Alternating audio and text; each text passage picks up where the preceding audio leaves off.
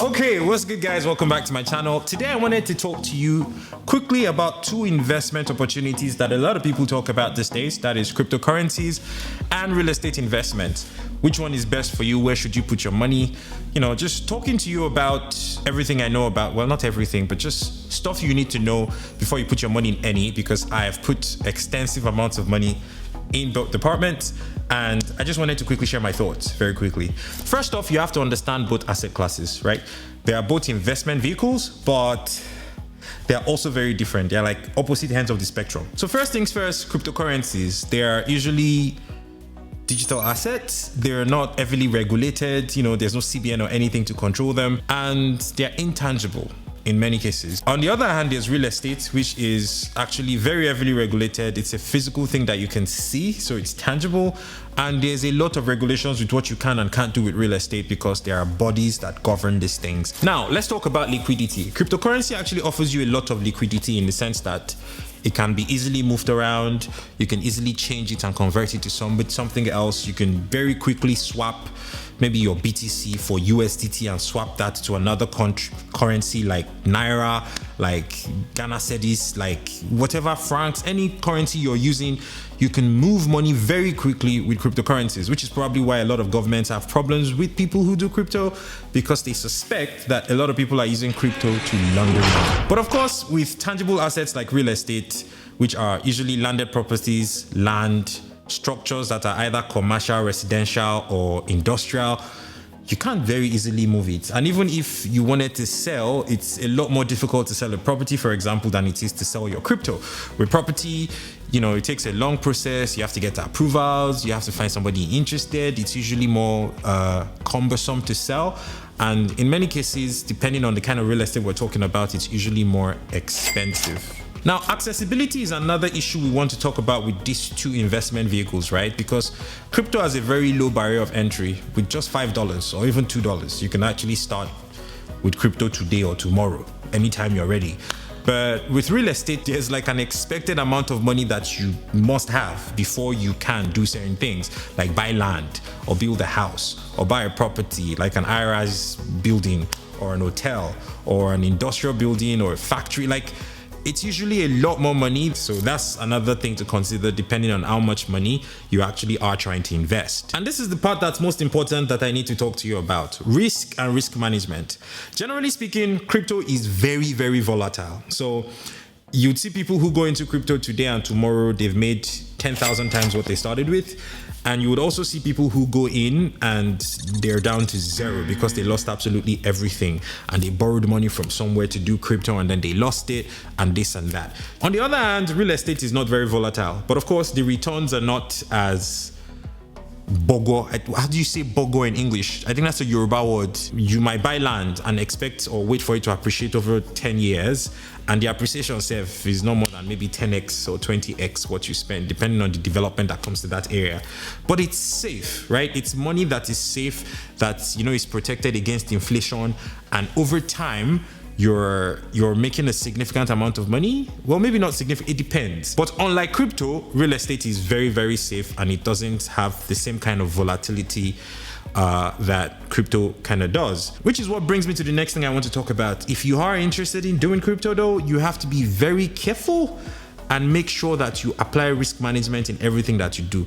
Crypto is not something that you're supposed to take your school fees and put in and expect to quickly double it so that you can make some extra money for when you get to school.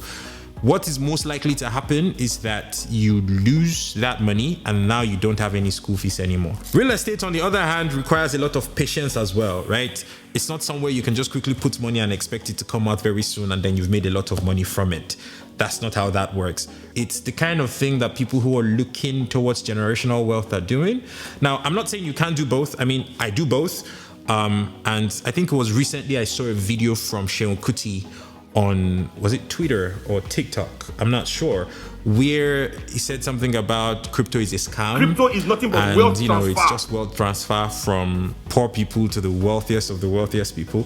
While I'm not going to argue, what crypto is with Seun Kuti, because I'm sure he's a really smart man, probably smarter than me, and he has his reasons for saying that, I would say there is no reason why, if it was wealth transfer, you couldn't be one of the people that the wealth was being transferred to. The last thing I want to talk about is regulation. Because real estate is very heavily regulated, you would hardly see people, except people who are extremely gullible, get scammed with real estate. It's usually very dependable, and it's not something that you need to worry too much about usually. If you get the right approvals and the right stamps and the right signatures, you should mostly be fine, right? But with crypto, it's extremely easy to get scammed. Like, you see people who are running tokens and rug pulling people.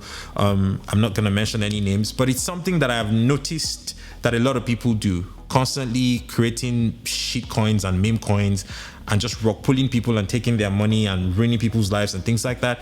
This is something that can happen very easily with crypto because there's not a lot of regulation protecting a lot of you guys. Now, of course, because there's so many regulations and so much of regulating with real estate, you don't face the same problems, but it still doesn't mean you shouldn't try with either or both of them at the same time.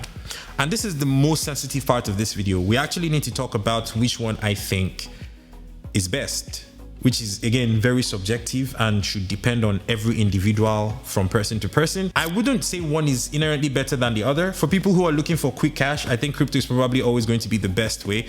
You know, no young boy who wants to be wearing Cubans up and down and driving flashy cars is thinking too much about real estate right now. They're probably thinking crypto, Web3, things like that to try and make quick money. But for people who are thinking more long-term, who are thinking generational wealth, stability, you're probably thinking more in terms of investing in real estate in some capacity. Ultimately, for me, I wouldn't say that one is inherently better than the other. I'll just say they are very different, and you have to learn how to use each thing for the purposes that they were intended, right? If crypto is wealth transfer, try to be one of the people the wealth is being transferred to. And if real estate is for old money and for stability, try to make sure you have a foundation of stability as well.